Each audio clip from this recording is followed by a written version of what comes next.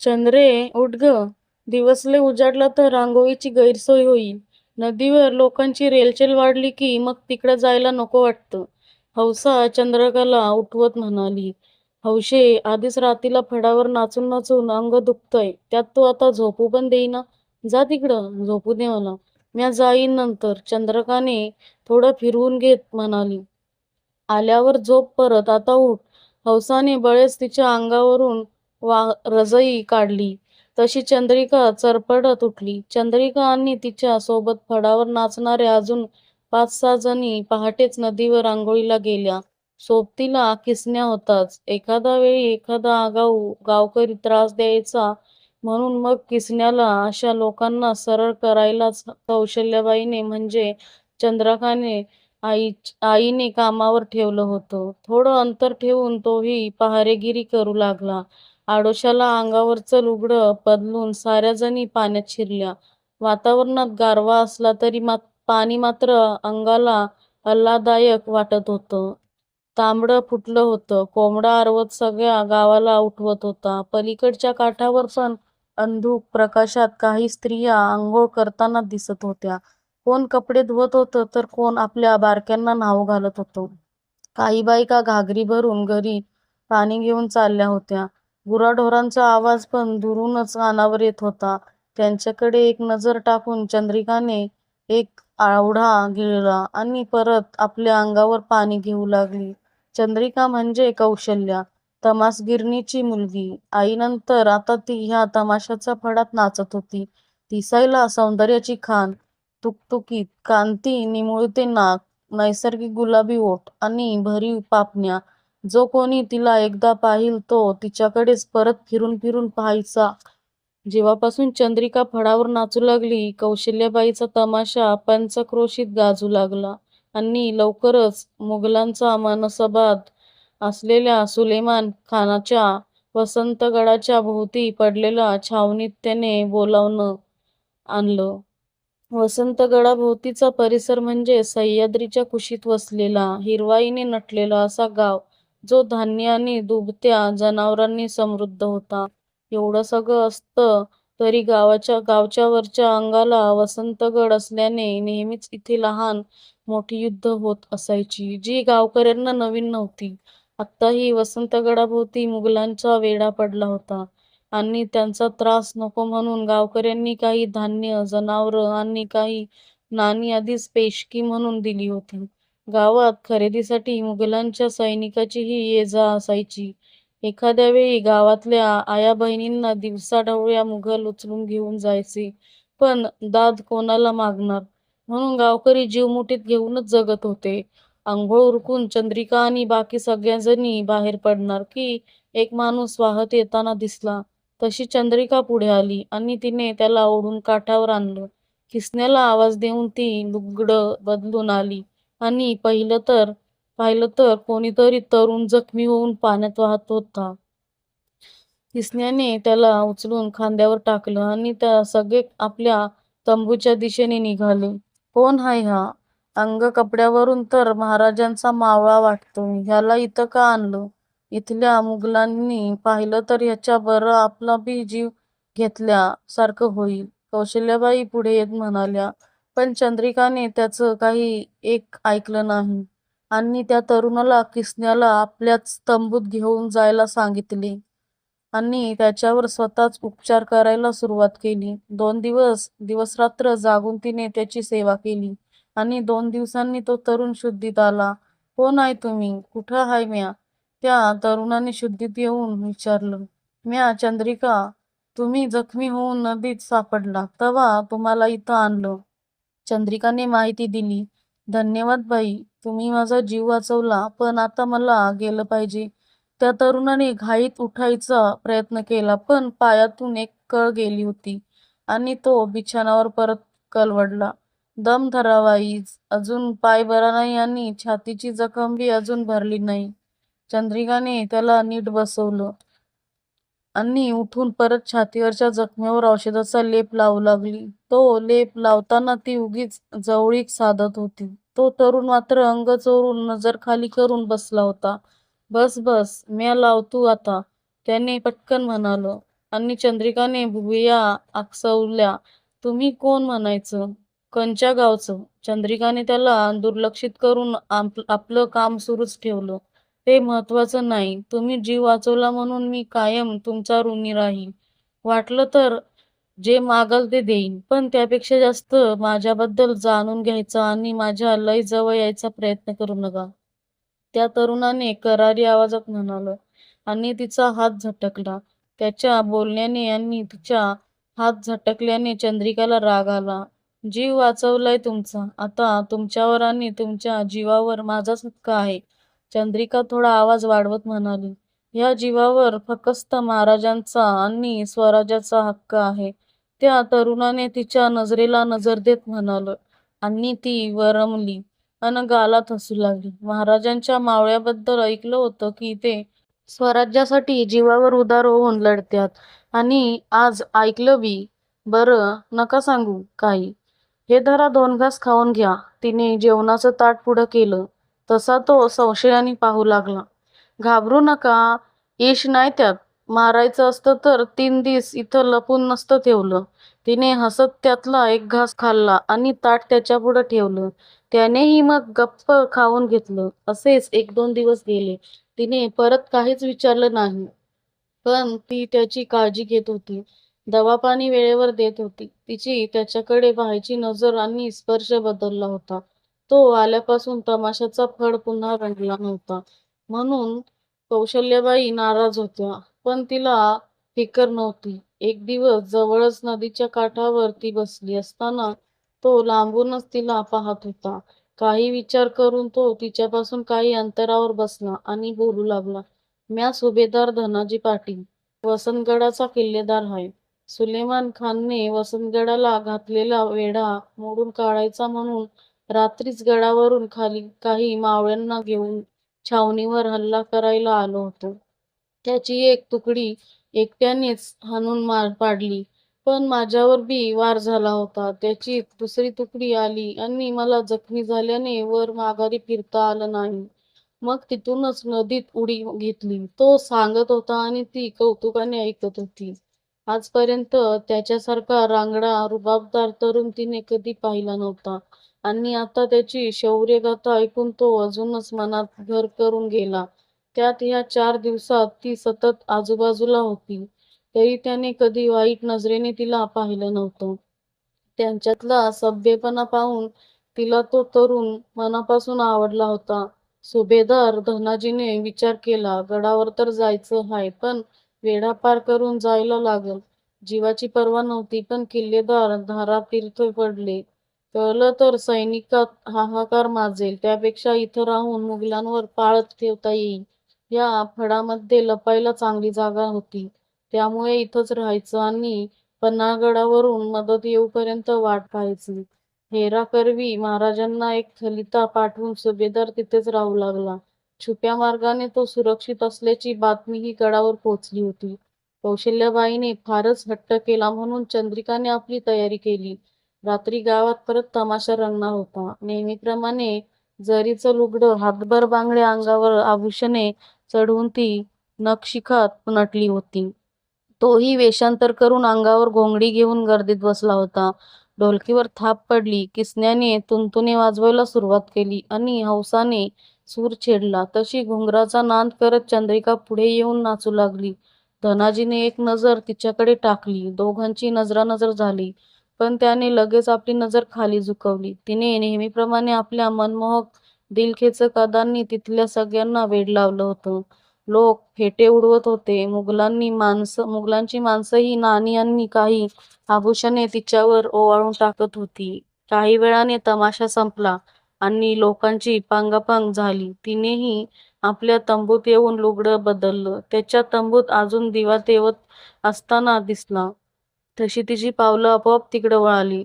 तो आपल्या तंबूत तयार होऊन रात्रीच्या अंधारात निघण्याची तयारी करत होता की ती स्वतःच लगबगीने आत येताना दिसली.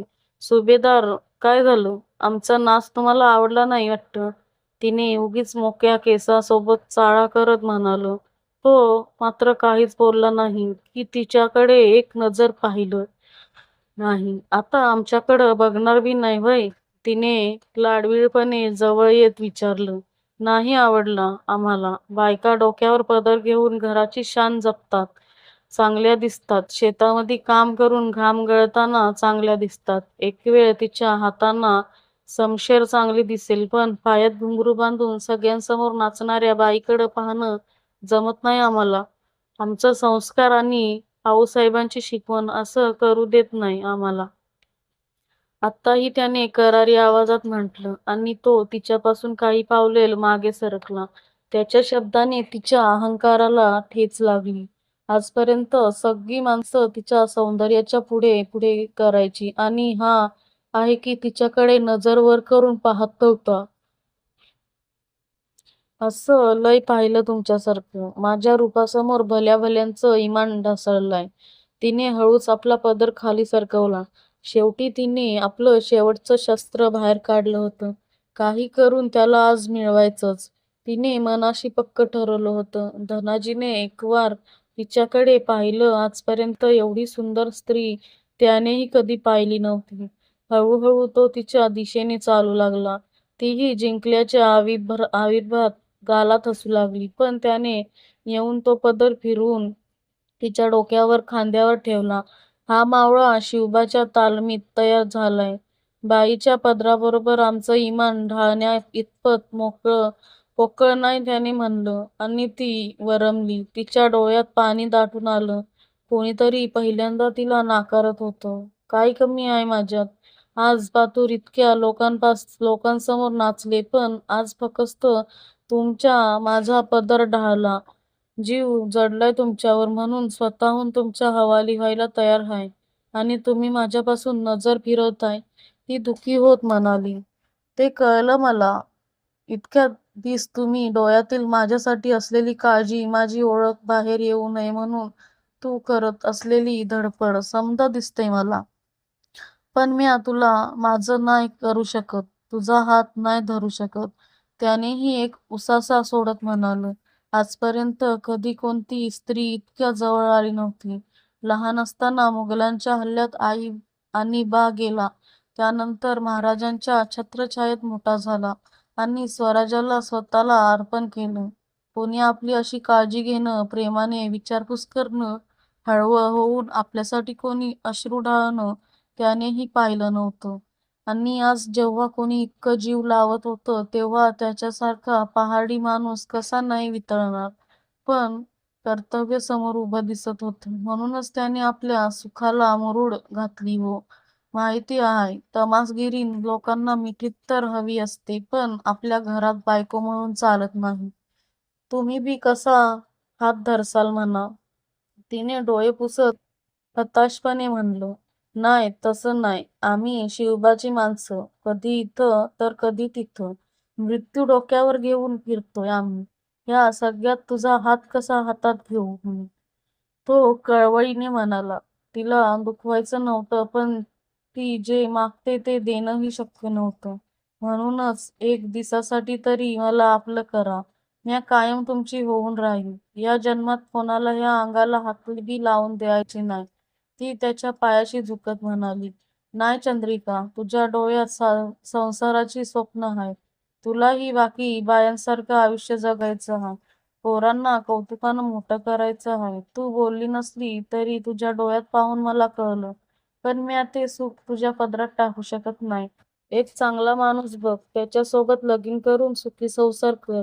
धनाजीने तिला उठवत म्हणालं. आधी फक्त तुमच्या या रांगड्या देहाकडं पाहून बोलले होते, पण या काही दिवसात तुमच्यातल्या चांगुलपणाच्या प्रेमात पडले. आजपर्यंत समद्यांनी फक्त माझ्या या शरीराकडं पाहिलं, पण तुम्ही माझं मन जाणलं. तुमच्या डोळ्यात माझ्यासाठी वासना नाही तर आदर आहे. जिथं नाचणारी म्हणून लोक तोंड फिरवतात, तिथं तुम्ही माणूस म्हणून मला मान दिला आहे. आता मला फक्त तुमची बनून राहायचं आहे. बायकोचा दर्जा नाही मागत म्या, फक्त एक दासी बनून मला सोबत ठेवा. तिने मान खाली घालत म्हणालं. चंद्रिका त्याच्या तोंडून इतकंच निघालं. तो तिच्या समोर निशब्द झाला होता. तिने कसलीही पर्वा न करता त्याला स्वतःला समर्पित केलं होतं. तिला मात्र पहिल्यांदा त्याच्या तोंडून आपलं नाव ऐकून कान तृप्त झाल्यागत वाटलं. चंद्रिका, माझं आयुष्य स्वराज्यासाठी आहे ग. म्या तुला काहीच देऊ शकत नाही, त्याने परत एकदा चेहरा फिरवत म्हणाला. पहिल्यांदा असं मन भरून आलं होतं. आणि ह्या चंद्रिकाचं आयुष्य आता तुमचं आहे. बाकी काय न ग मला तुमच्याकडून. फक्त एकदा तुमच्या मिठीत घ्या, तिने म्हणालं. आणि त्याला तिला नाही म्हणता आलंच नाही. ती रात्र आपलं कर्तव्य काही क्षणासाठी बाजूला ठेवून त्याने तिला मिठीत घेतली आणि कायमचं आपलं बनवलं. त्या काही क्षणात दोघेही आपलं आयुष्य भरभरून जगले होते. मला तुझी मदत लागेल, करशील? पहाटे निरोप घेताना त्याने वळून विचारलं. तुमच्यासाठी जीव बी देईल, तिने हसतच म्हणलं. 2 दिवसाने छावणीत जश्न रंगला होता. मागे झालेला हल्ल्यात जखमी होऊन किल्लेदार मेला अशी पक्की खबर सुलेमानला मिळाली होती. खरं तर ती खोटी खबर धनाजीनेच पोहोचवली होती. आता किल्लेदारचं नाही तर 2 दिवसात किल्ला आपला समजून सुलेमानने छावणीला शाही दावत दिली होती. नृत्य, मद्य आणि शाही जेवणाचा आस्वाद घेत फौज आनंद साजरा करत होती. सुलेमान खान स्वतः आपल्या शामियान्यात चंद्रिकाचे नृत्य पाहत मद्यपान करत होता. समोर चंद्रिका नाचत होती आणि सुलेमान सुभान अल्लाह सुभान अल्लाह म्हणत दाद देत होता. चंद्रिका मद्याचे पेल्यावर पेले भरून देत होती आणि सुलेमान खान जिंकल्याच्या धुंदीत ते पेले रिकामे करत होता. आणि इतक्यात मराठ्यांच्या तुकडीने चारही बाजूने छावणीवर हल्ला केला.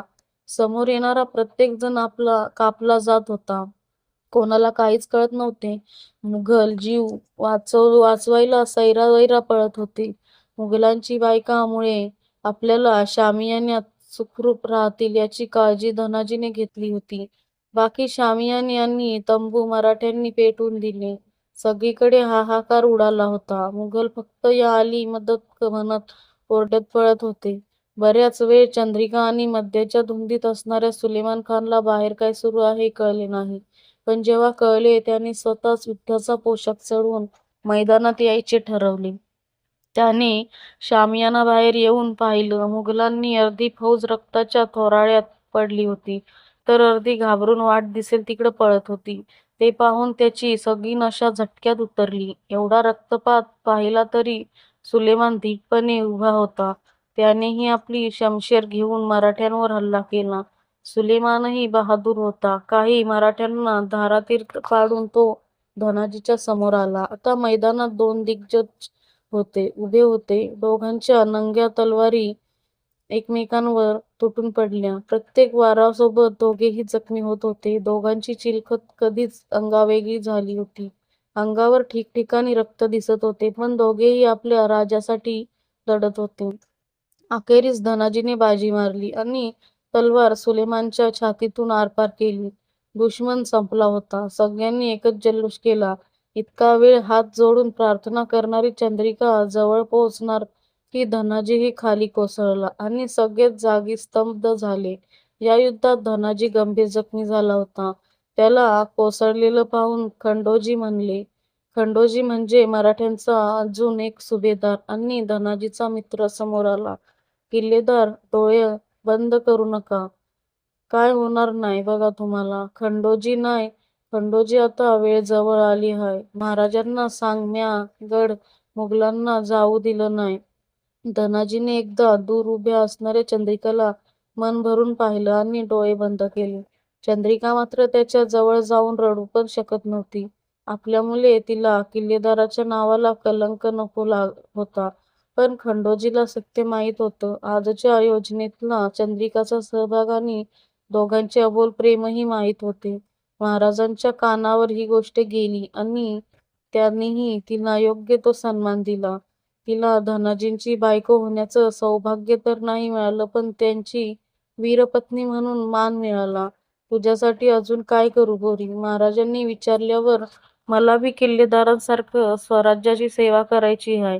त्यांचं नाव माझ्या नावापुढं लावून त्यांचं कर्तव्य पुरं करायचं आहे, म्हणत तिने स्वराज्याच्या कामात आपलं आयुष्य समर्पित करायचं ठरवलं. तिच्या इच्छेचा मान राखत महाराजांनी बहिर्जी नाईकांच्या हेरखात्यात तिला प्रशिक्षणासाठी पाठवलं. काहीच दिवसात ती लोककलावर बनून मुघलांच्या दरबारात मराठ्यांची हेर बनून काम करू लागली. आयुष्याच्या शेवटच्या काळात मात्र ती पुन्हा त्याच ठिकाणी आली जिथे धनाजींनी शेवटचा श्वास घेतला होता.